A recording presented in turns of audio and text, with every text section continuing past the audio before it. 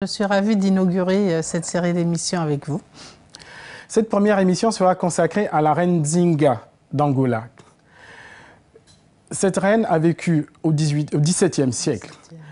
Qui était Nzinga, reine d'Angola?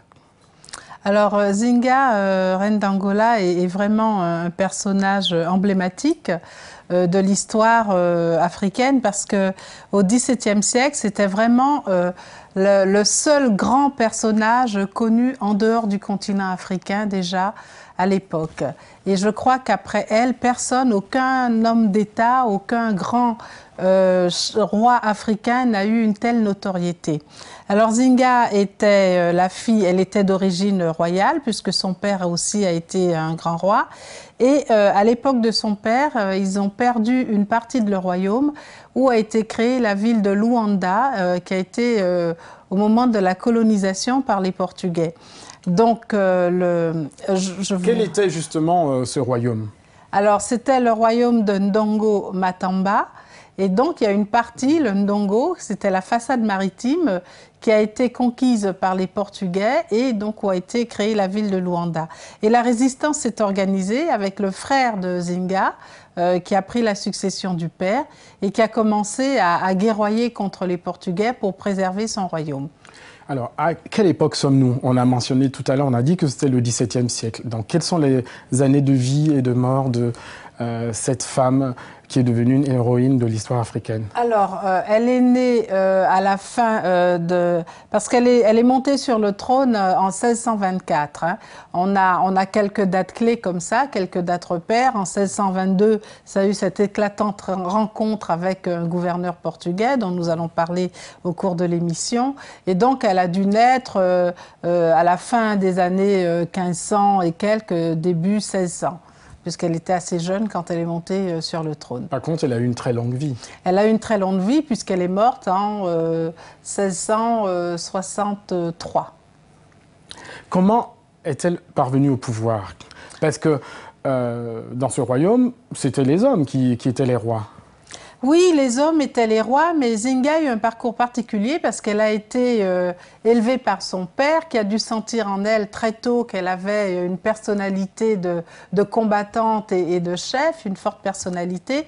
Donc son père s'est chargé de son éducation, il l'emmenait avec elle à la chasse, elle observait les combats qui se faisaient et très tôt il lui avait enseigné tout ce qu'il fallait pour devenir un grand chef. Et son frère aîné qui la jalousait a été vraiment, qui était un odieux tyran d'ailleurs, avait fait tuer l'enfant unique qu'elle a eu.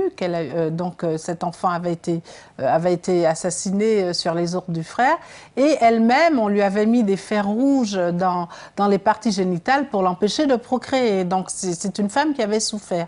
Et donc au moment opportun, elle n'a pas hésité à se débarrasser de ce frère, puisque c'est à la suite d'un combat contre les Portugais, il s'est retrouvé isolé et on dit que Nzinga l'avait fait empoisonner pour pouvoir prendre le pouvoir. Justement, il y a deux dates, je pense, vous les avez mentionnées au début, 1622 et puis ensuite 1624. Qu'est-ce qui s'est passé?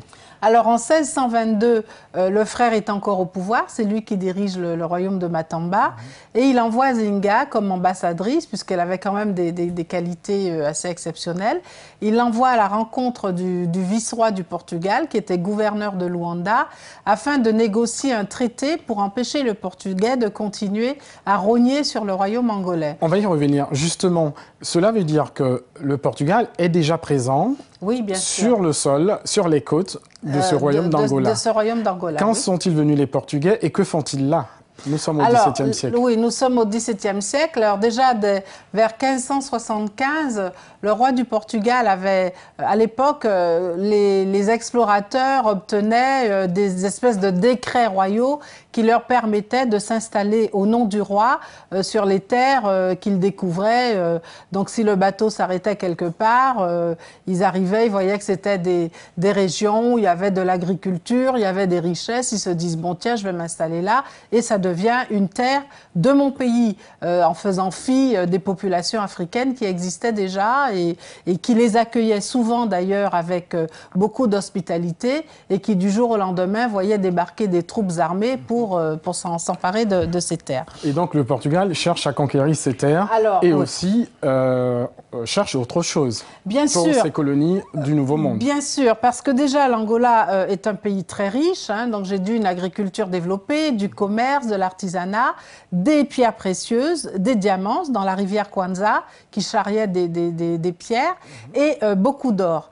Et en même temps, ces puissances occidentales se sont dit que si on affaiblissait ces pays-là en enlevant leurs hommes les plus valides, c'est-à-dire des hommes et des femmes, pour les envoyer en esclavage, ils seraient moins résistants et à ce moment-là, on pourrait s'emparer plus facilement de leurs terres.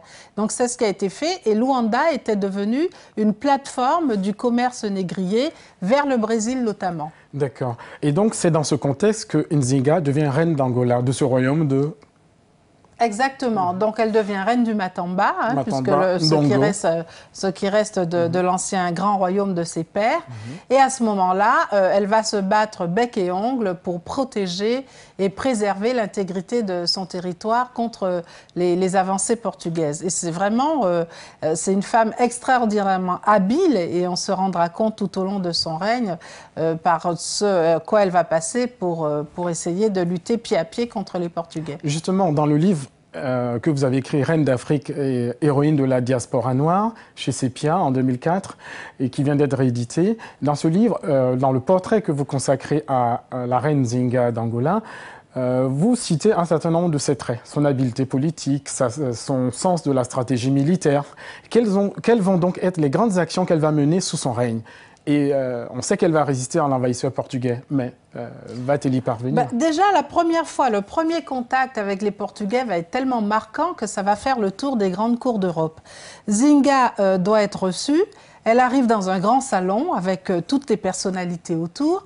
Et qu'est-ce qu'elle voit? Qu'il y a un fauteuil. Et en face de ce fauteuil, il y a un coussin par terre.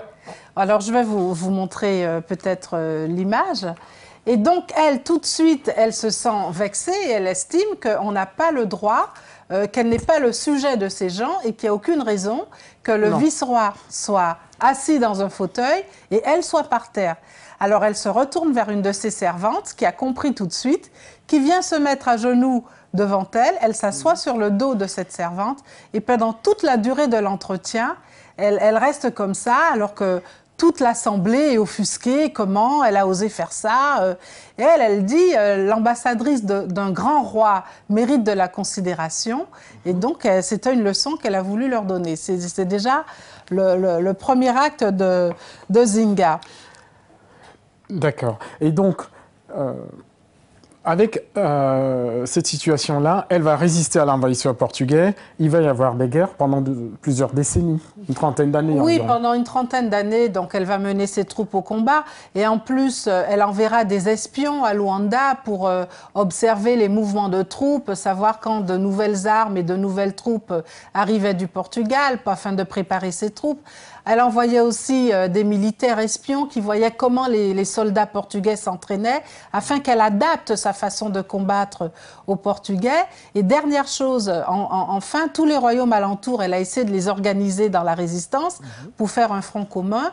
Et parce que les Portugais enrôlaient de force des Africains pour combattre, elle envoyait des gens rencontrer ces soldats africains qui étaient bien armés et bien entraînés et leur proposait des terres et la vie sauve s'ils désertaient l'armée portugaise pour venir rejoindre l'armée angolaise afin de pouvoir renforcer. Donc c'est vraiment une femme qui était moderne. Elle avait appris le portugais parce qu'elle voulait que quand elle parle à ces gens, elle parle portugais. Elle avait même accepté de se convertir au christianisme. Alors elle avait accepté de se convertir. On a une image de baptême d'ailleurs. Exactement, on a une image de son baptême. Elle avait accepté de se convertir au christianisme en pensant qu'elle serait mieux considérée par les autres puissances occidentales qui prétendaient commercer avec elle et avoir des relations avec elle.